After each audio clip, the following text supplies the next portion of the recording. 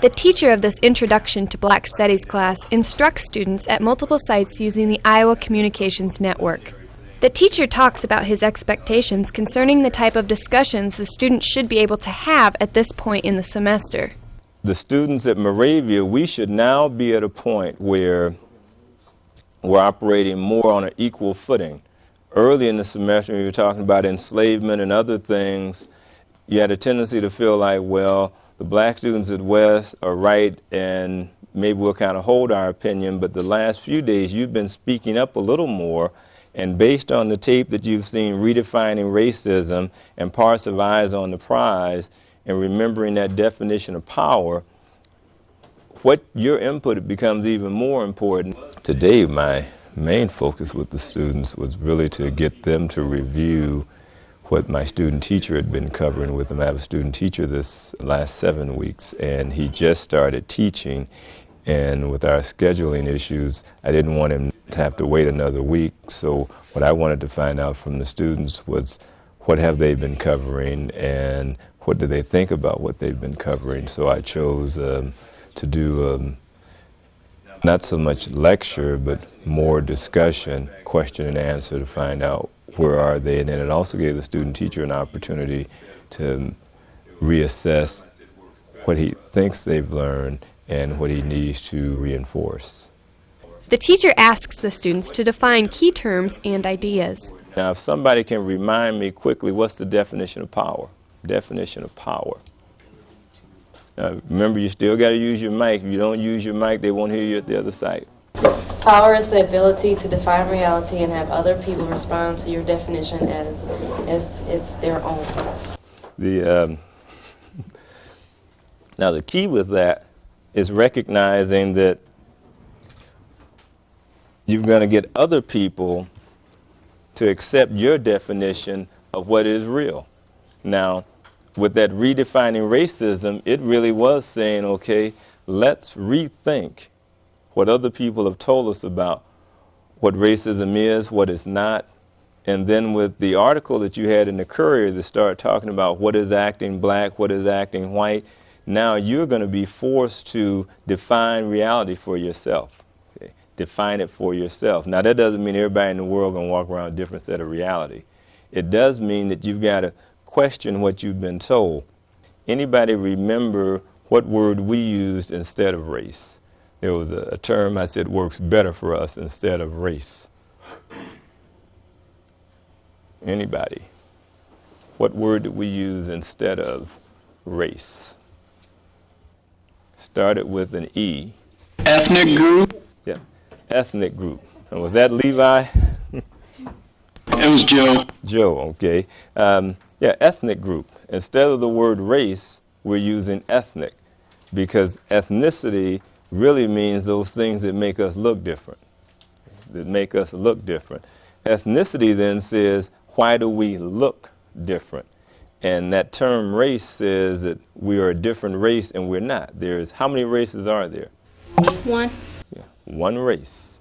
And what's the name of that race? Human. Yeah, human race. So there's a human race. Previously, the students viewed a tape entitled Redefining Racism and read an article about racial stereotypes in the local newspaper. The teacher and the students discuss what they have learned from these sources. I thought it was interesting how the black people would try to act black or whatever by lowering their grades or try to act bad in class. There was a lot of stuff in it that I don't think any of us realized before, like that sometimes even black people, they assume that white people are better and get better grades and stuff like that, when really that's not true at all. Okay. So now we're having someone she's saying that she found something in there that, again, going back to that definition of power, that many people didn't realize that there are many black people who are assuming that because somebody's white that they're smarter or better. And then her experience is that's not true. I have a question. Yep, go ahead. Okay, say I don't act smart. Mm-hmm. Does that mean that I'm acting black then? Okay. If it's vice versa like that too? Okay. And that's an excellent question, because in effect, Now, notice what he's doing. He's saying, okay, if the article is correct, okay, if the article is correct, that many black people assume that acting smart is acting white. Now, let's say if he takes himself out of the equation and then says, then does that mean that when someone black wants to lower their grade and not do as well, if they think then that they're acting black, then if someone white is not doing well in school, does that mean they're acting black? Because you never hear that. But can you see then where his question would come from? Go ahead. My comment on that is, I believe that sometimes they're stereotyped as being trying to act black when they act dumb, but for the majority of the time, it's like they get stereotyped as, when they act dumb, they get stereotyped as being like a punk rock, airhead, like thing like that, rock and roll. Okay, so you're then saying that the stereotype that someone white would be labeled with if they don't act smart or do well in school wouldn't be necessarily that they're acting black. They would give them other labels, airhead, silly, something like that. So it wouldn't necessarily be acting black. Okay. Okay. The teacher and students discuss the many intellectual roles black people have held throughout history. The teacher asks the students why and how the perceptions of black people have changed through history. So we have a history of being intelligent people, but somehow between Kemet and moving to West Africa, Mali, Ghana, Songhay, and this country, we've flipped that around. If when we were in Africa, we knew that we were knowledgeable, intelligent people, and we enjoyed learning and teaching that whole experience and remembering that the Moors brought public libraries to what's now Europe, they did it through Spain, then we get here and we start thinking differently and acting differently, then we go back to that definition of power, the ability to define reality and have other people respond to your definition as if it were your own. How does that fit in with what happened to us from being black and smart to being smart being associated with being white and that definition of power? The question makes sense? Yeah, I said due to the Holocaust and due to slavery, we were stripped of our knowledge from the past. Okay. So then you're saying that the Holocaust of enslavement and having your knowledge of the past taken away, then someone can reprogram you. The teacher asks the students what they can do to eliminate some of the negative stereotypes they have discussed. You can suggest some answers, solutions, some direction to help black students in particular, all students in general, get rid of this myth of being black is acting white. Okay. And then obviously to be black then should mean, based on the myth, that you wouldn't do well in school.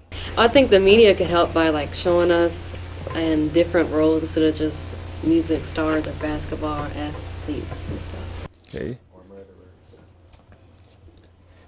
The media could help by changing the roles that they show. Now, how do they determine what shows to leave on the air? The ratings. The ratings. Okay. Now, what do you mean by ratings? And other people can jump in. I know people watch TV in Moravia too. How do they determine, what does ratings mean?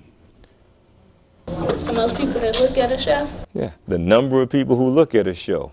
Now, if there are shows on that don't give a good image and you watch that show, are the ratings up or down? Ms. Parsons, when you're watching TV, can they tell if you're watching it because you believe it? No. They're just counting the number of people watching. So what would happen if people didn't watch the shows that had a negative image of black people? That had a negative image? Mm-hmm. They stop watching it. What would happen to the show? It'll get cut off. Yeah, the show would end up off the air. The students at Moravia have any of the stereotypes that you originally may have had about black students changed having been in the class?